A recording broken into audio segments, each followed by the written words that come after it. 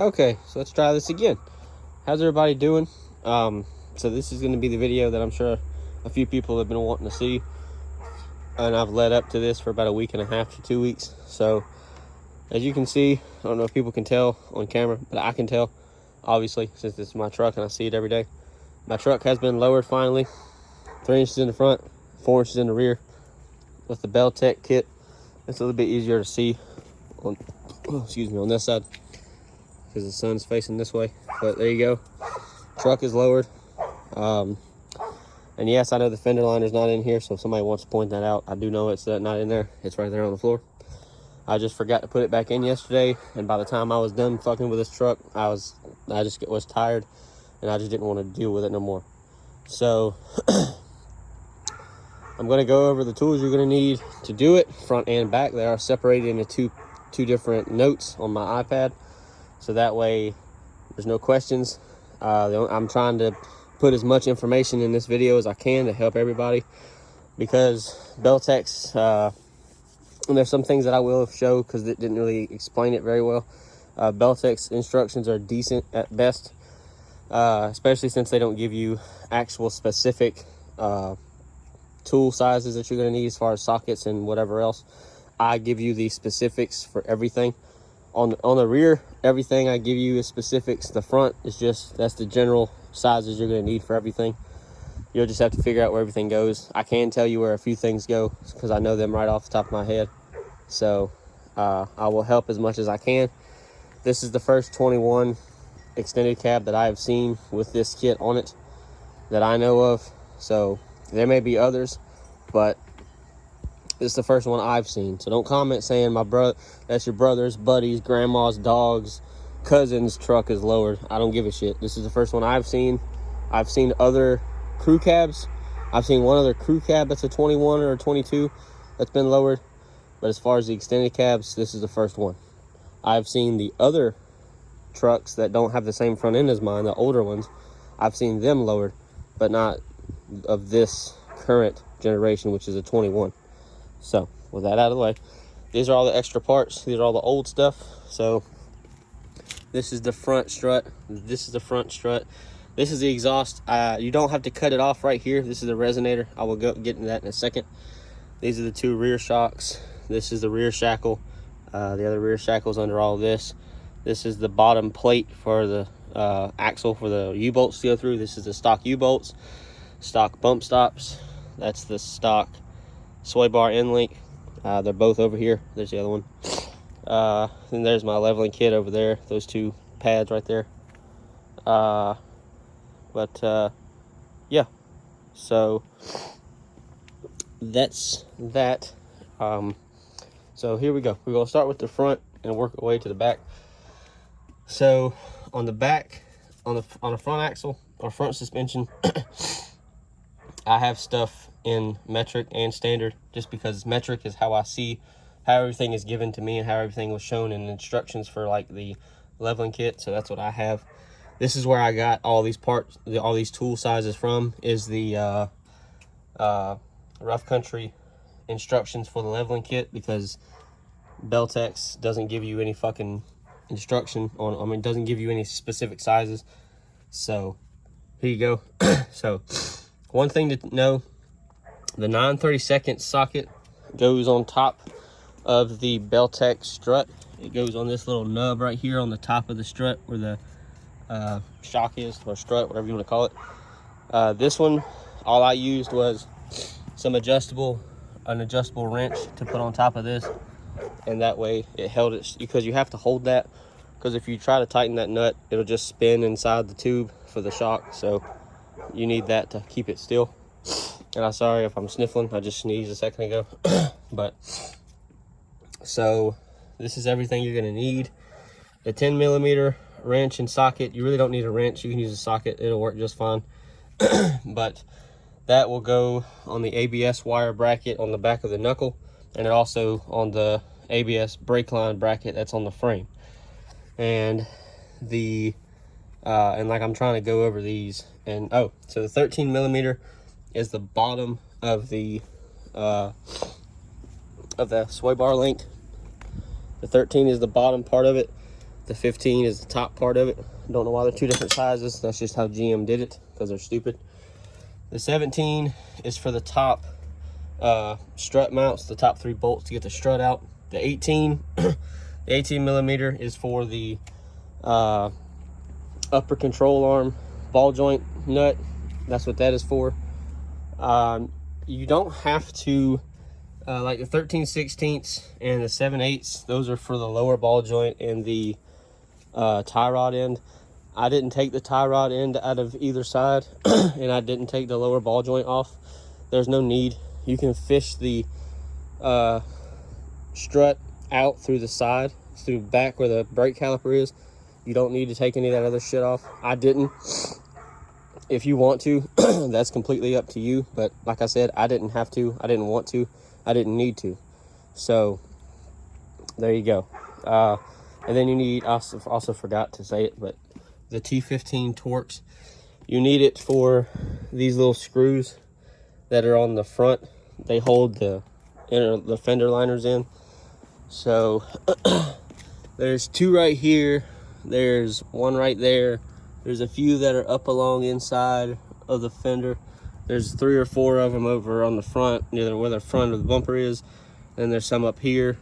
There's 2, I think, up here somewhere. And then there's just a regular push clip that is in its own specific hole. And I'll show you what that looks like. Or a pop clip, Christmas tree, whatever you want to call it. This is it. Make sure not to break it. So be very gentle with stuff like that. But my truck's not old, so I didn't have to worry about anything breaking or being rusted or being stuck. So there you go. Now I'm gonna go to the rear so that we can all make an understanding. But here's the parts list if in case anybody wants to screenshot it. So there you go. Here's the rear. Here you go. Here's a still. If you want to screenshot it, just ignore my face in the background. And I have all of these labeled, so you can't fuck it up. There you go. Even with the new parts for the that belltech gives you, there's these right here, because they are different, as you can see. So with that being said, you have to cut both of the front leaf spring bolts that hold the leaf spring in. So this one on the driver's side, wherever the hell it is, there it is. That one right there, which is next to the fuel tank. I highly, highly advise that you use a Sawzall. Do not use a cutoff wheel like I did, because I had a 4-inch cutoff wheel, and that's not big enough. It's not enough to reach. I was able to get it, but yeah, it wasn't easy. And then this is the one on the driver's side, or the passenger side. This one is easier to get to because the exhaust is over here, but it's not as close to it. So you can cut this off with a Zizwell easy. You have to cut off the head of it. The bolts are reversed, so the head of the bolt on the factory hardware is on the inside. Make sure when you put the new stuff in, you put it to where you can get to it. And one thing that you're gonna notice, that I noticed, but I did notice in another video, is the hardware for the U-bolts. I don't know if you can tell, but the front part. So let me see if I can get my hand in here. There you go. So these two are longer than these two, and that's just because the way that everything is angled and the way that everything is set up. And the drive shaft is still pretty much straight, so there's not going to be any driveline vibration. There's not going to be any issues. And with the shackles, whoops, let me zoom out so y'all can see. With the shackle, which the instructions weren't very clear. So originally I put the shorter part right here all the way up here, and I couldn't get the leaf spring to come back enough to fit in here. That's because I was dumb and wasn't paying attention, and the instructions weren't very clear. So the belltech words have to be upright where you can read them, not upside down. If they're upside down, you put it on wrong, flip it around. So that's really the only thing that's an issue, or I guess you could say. I do highly advise that you get somebody to help you with the leaf springs, because they are awkward, and you do have to put the weight of the axle underneath them or on top of them, and it's hard to pick that kind of stuff up by yourself, and it's very awkward because the axle wants to tilt. So, and make sure that you support it. You don't want the brake lines to be stretched. You don't want the ABS lines or anything like that to be stretched. Just be very careful. Like I said, I suggest that you have 2 people, just you and somebody else. I mean, you can have as many people help you as you want, but it for the rear, 2 people would be sufficient. It would make life a lot easier and go a lot faster. That's why it took me so long, is because I had to wrestle with it and it was pissing me off. But yeah. So now I do have the street performance shocks on it. I have it to where the letters are facing out so you can see them. If you look under the truck facing the back of the truck, you can see the letters. They're not put on backwards. That's how they're supposed to go on the truck. So there you go. But yeah, you are going to have to remove the spare tire or lower it to get to that bolt. Let me get my fucking finger. That bolt right there, the top shackle bolt, you will have to remove this spare tire or lower it. Mine was already gone, so it was no big deal. Just be careful of that wiring harness because it will get caught. I think the lower shackle bolts you don't have to replace. You don't have to move the spare tire. I moved it just because I don't want it to bottom out and hit the, oh, sorry for my voice cracking. I don't want it to bottom out and scrub and hit the ground. So I don't have the spare tire on my truck at all. Just be careful. I can zoom out now. Just be careful if you have a towing package like I do. You don't want to scratch that on the ground. You don't want to hit a curb with it. Because I was at a car wash yesterday and had to back up and straighten up to send my truck through, and I didn't want to hit the curb with this. I mean, most it'll do is it'll scratch it up. Just don't go and like go 40 miles an hour in reverse and hit something, because you will fuck it up. I don't tow anything anyway, so it doesn't matter. But there you go. So, and also, I think this is just my truck. For some reason, the axle has shifted towards the passenger side. So if you look at the way the tire sits on the driver's side, you can't really, it's not flush with the fender.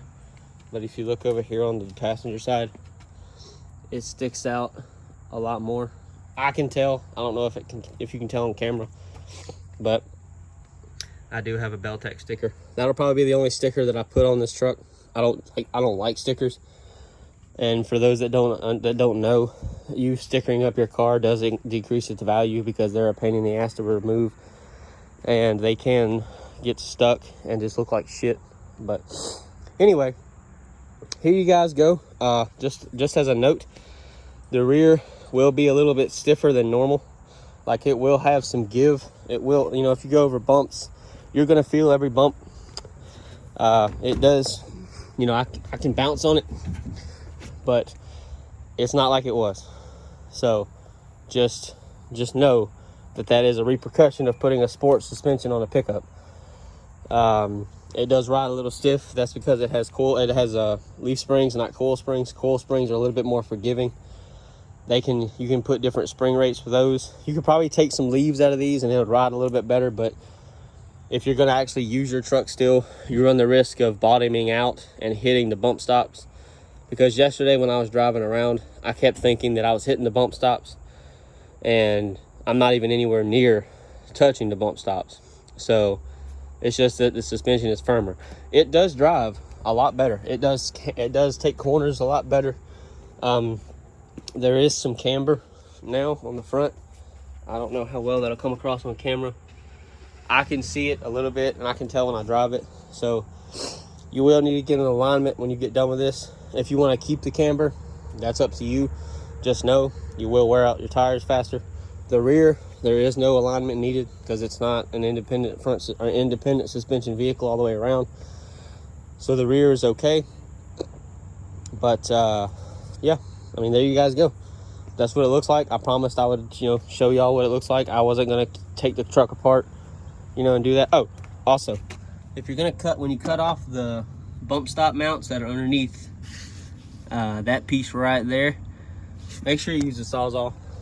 Don't use a cutoff wheel like I did. I mean, I did it right. I did it the better way on the passenger side. The driver's side, I'm not happy with. It doesn't look very good, but nobody's gonna see it, so I'll just have to clean it up with a flappy disc at some point. But as of right now, I'm not worried about it. But make sure when you get done cutting it off, you clean it, you scuff it up so when that's nice and smooth, and you spray it with spray paint so it doesn't corrode, and it'll look nice for whoever buys the truck from you or when you trade it in or whatever. So yeah. Oh, and just to those people that don't understand, just because you lower a truck or a car or whatever it is and you put wheels and tires on it, does not add to the value. So me lowering this doesn't make my truck worth more. It's just something I personally wanted to do. And like now, I can get in and out of this truck with no issue. I don't have to jump. I don't have to do none of that. I can literally just slide right in.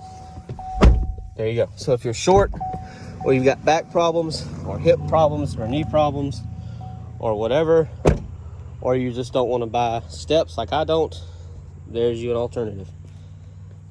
I don't know how much it would be for somebody to put this kit on for you, so don't ask, because I know I see that in a lot of suspension videos for other vehicles, either like lift kits and lowering kits and everything. Somebody always asks, well, how much do you think it would be to get that put on? I don't know. You'd have to call a shop and ask. It's all up to your shop and what they charge hourly. It's all up to them. Every shop's different. So I did it for free. So the only money I have invested in the lowering kit is just the lowering kit itself, which is $700. So there you go. Wheels are next. I'm thinking about buying either 20s or 22s, but there's not a very big selection out for these trucks, so I might buy some wheels for a Tahoe or a Silverado and just put adapters on this truck. I don't know, because it will push the wheels out, and I don't want that. So I'll have to figure something out. But y'all will definitely know what I do and what I decide to do and what I decide to put. So, but I will go and show the lists again. So here's the first list of tools for the front, and I have them labeled front suspension. Whoops. And then the rear. You will need a socket for the lug nuts. My lug nuts are not the factory ones, but I think the factory, the big ass lug nuts are like a 7/8. Mine are 3/4. The threads are an M14 by I think 1.25 or 1.5. I can't remember, but there you go. Make sure you get in alignment. I haven't done that yet. I'm probably not going to worry about it, but who knows. So, oh, exhaust. Almost forgot. I feel stupid. The instructions tell you to cut the exhaust right here, right in front of the hanger, so the leaf spring can sway back and forth. Because if you leave this on, well, you really can't, because you know the leaf spring, the rear hanger will hit this, and you won't be able to drive the truck. So you have to make this exhaust modification right here. I just decided to cut off the resonator and all of this completely. So if somebody needs a resonator for a 2021 Colorado, let me know. I've got all these stock parts too that'll probably just go in my building like every fucking thing else. They'll go in a box. So, because I don't need them. There's nothing wrong with any of them. So yeah, there you guys go.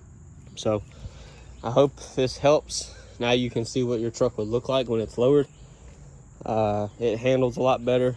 If you're worried about losing your towing capacity, you can put helper bags on it, but if you're going to tow, I don't suggest you lowering your vehicle anyway. I don't tow anything, so it doesn't matter to me. So I'm not going to cover my plate because there's no fucking reason. So don't ask why I'm not covering it, because I don't care. Here you go. I live in Carroll County in Georgia, so there you go. You'll see it if I was to drive down the road, so there's no reason for me to cover it now. But there you guys go. I hope you enjoy. Hope this is informative. I hope this tells you what you need to know. So yeah, I hope you enjoy, and I'll see you guys later.